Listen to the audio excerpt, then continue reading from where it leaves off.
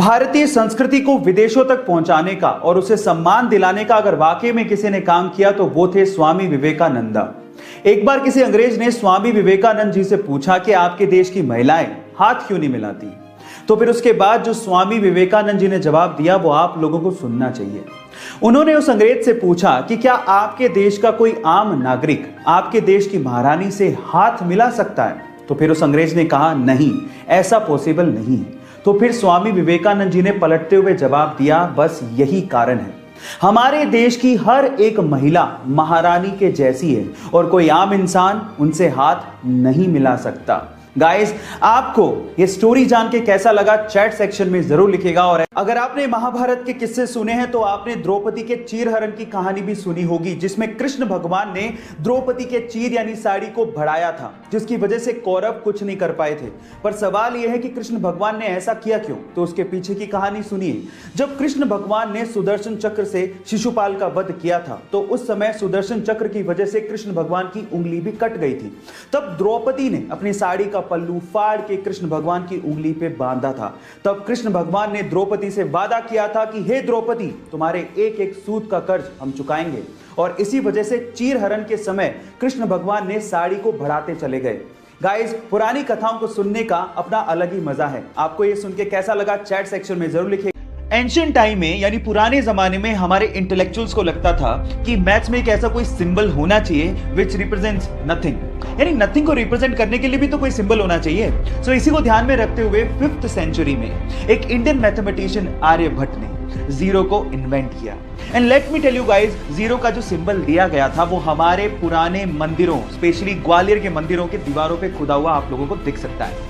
So guys, अगर आप ये सोचते हैं कि जीरो की इन्वेंशन कोई बड़ी इन्वेंशन नहीं है तो मैं आपको आपकी जानकारी के लिए बता देता हूं, अगर जीरो इन्वेंट नहीं हुआ होता ना तो बाइनरी लैंग्वेज नहीं आती, और बाइनरी लैंग्वेज नहीं आती तो एक कंप्यूटर लैपटॉप कुछ नहीं होते। जब शून्य ना देता भारत तो चांद पे जाना भी मुश्किल था। क्या आपको पहले से बात पता थी? और नहीं पता थी तो चैट सेक्शन में लिखना मत भूलिएगा। जब 13 अप्रैल 1919 को जलियांवाला बाग में जनरल डायर ने सैकड़ों निहत्तों पर गोलियां चलवा दी तो इस बाग से 40 किलोमीटर दूर एक गांव से 11 साल का बच्चा जलियांवाला बाग की तरफ पैदल निकल पड़ा और बाग में खून से सनी हुई मिट्टी को अपने हाथ में लेकर अंग्रेजों से आजादी के सपने देखने लगा।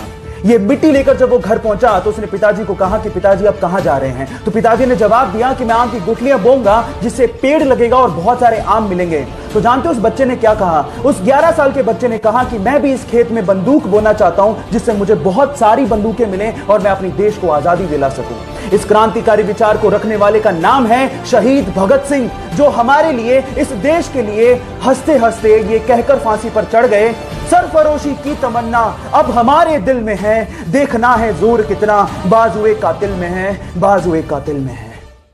कोंढाणा के किले को मुगलों के चंगुल से जीतने की जिम्मेदारी छत्रपति शिवाजी महाराज ने अपने बचपन के दोस्त और सूबेदार तानाजी को दी। हर मराठा पागल है, स्वराज का, शिवाजी राजे का, भगवे का। जब तानाजी का सामना पहली बार मुगल सेनापति उदयभान से हुआ तो घमंड में चूर उदयभान ने तानाजी को यह तक कह डाला कि मैं भगवा का नामो निशान मिटा दूंगा।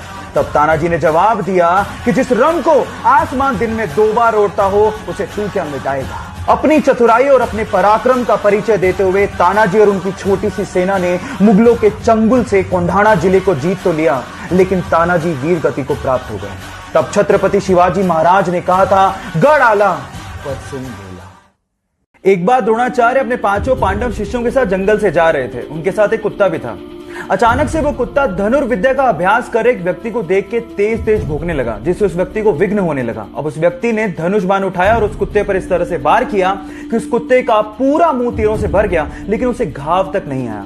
अब ये चीज देखकर द्रोणाचार्य हैरान रह गए और उस व्यक्ति से पूछा कि तुमने धनुर्विद्या सीखी कहां से? तो उस व्यक्ति ने जवाब दिया कि आप ही की प्रतिमा को गुरु मानकर मैंने सारी की सारी धनुर्विद्या सीखी है। अब क्योंकि द्रोणाचार्य अर्जुन को वचन दे चुके थे कि इस पूरे विश्व में उससे बढ़िया धनुर्धारी कोई भी नहीं होगा, इसलिए गुरु दक्षिणा में उस व्यक्ति से द्रोणाचार्य ने दाएं हाथ का अंगूठा मांग लिया और उस व्यक्ति ने हंसते हंसते अपने दाएं हाथ का अंगूठा द्रोणाचार्य के चरणों में समर्पित कर दिया। जानते हैं उस शिष्य का नाम क्या था? उस शिष्य का नाम था एकलव्य।